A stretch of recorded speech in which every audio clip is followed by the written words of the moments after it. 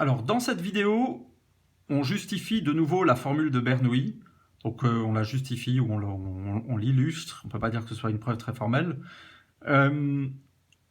En se basant sur un exemple. Donc, justement, du coup, c'est pas une preuve. Mais enfin, c'est pas grave. Ça l'illustre quand même. L'exemple sur lequel on se base est le même qu'un de ceux qu'on a vu tout à l'heure. Et puis, on va l'illustrer à l'aide d'un arbre. Alors, l'idée, c'est qu'on a une urne qui contient 5 boules blanches et 7 boules noires. Et puis, on extrait une boule de l'urne, on regarde sa couleur, puis on la remet dans l'urne en mélangeant avec soin. Et on procède comme ça à 4 tirages. Et on se demande quelle est la probabilité d'avoir exactement 2 boules blanches. Donc, ce qu'on peut noter déjà peut-être, c'est que le nombre de tirages, donc le nombre d'étapes de notre expérience, c'est 4. Le nombre de succès souhaités, c'est 2. On va dire qu'un succès, c'est obtenir une boule blanche. Et puis, la probabilité d'obtenir une boule blanche sur un seul tirage, eh ben, il y a 5 boules blanches, donc c'est 5 divisé par combien de boules il y a en tout? 5 plus 7, ça fait 12.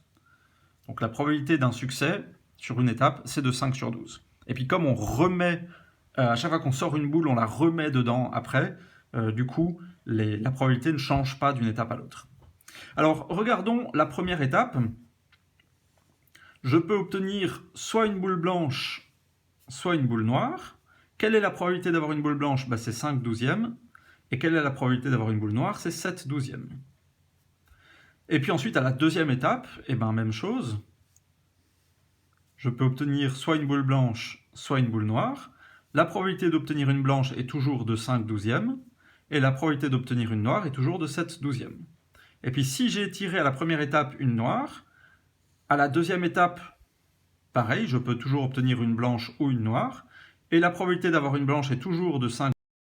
Je continue avec la troisième étape, blanche ou noire, 5 douzièmes, 7 douzièmes. On va faire cet arbre en entier. Blanche ou noire. Je n'écris pas les probabilités à chaque fois parce que c'est toujours les mêmes, on a compris, je crois. Blanche ou noire, blanche ou noire. Et puis finalement, la quatrième étape, blanche ou noire, 5 douzièmes, 7 douzièmes, blanche ou noire, blanche ou noire, hop, hop, et voilà l'arbre complètement rempli. Et puis maintenant, l'événement auquel on s'intéressait, c'était d'avoir 2 boules blanches et 2 boules noires, peu importe dans quel ordre. Donc si cet événement, on lui donne un nom, ouais, on va l'appeler A. On va l'appeler A. Et où est-ce qu'on le trouve sur notre arbre? 2 boules blanches, exactement 2 boules blanches, donc c'est 2 boules blanches et 2 noires. Alors ça peut être en passant par ce chemin-là, blanche, blanche, noire, noire. Donc ici, on a l'événement A, mais pas seulement, ça peut aussi être là, blanche, noire, là on a aussi A. Ou alors blanche, noire, noire, blanche, de nouveau A. Noire, blanche, blanche, noire, ça c'est A, donc je devrais peut-être mettre un petit trait ici pour qu'on voit bien d'où ça vient.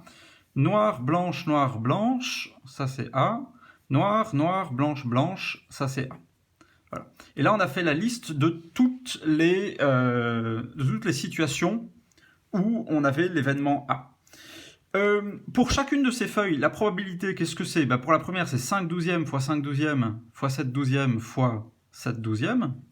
Donc c'est 5 douzièmes au carré fois 7 douzièmes au carré.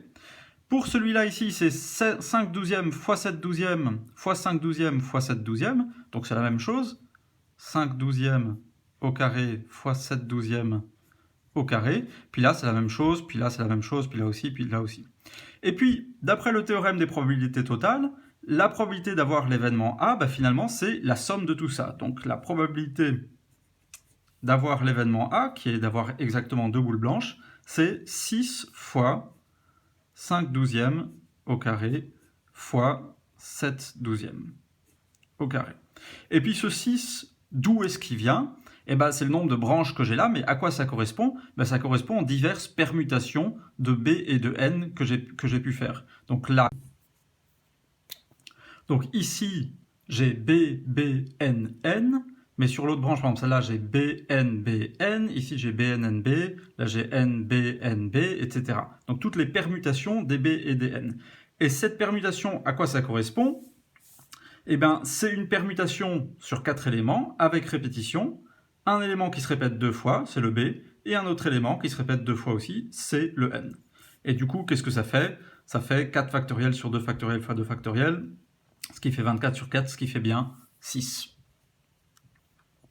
Donc, on retrouve bien la formule de Bernoulli dans cet exemple-là.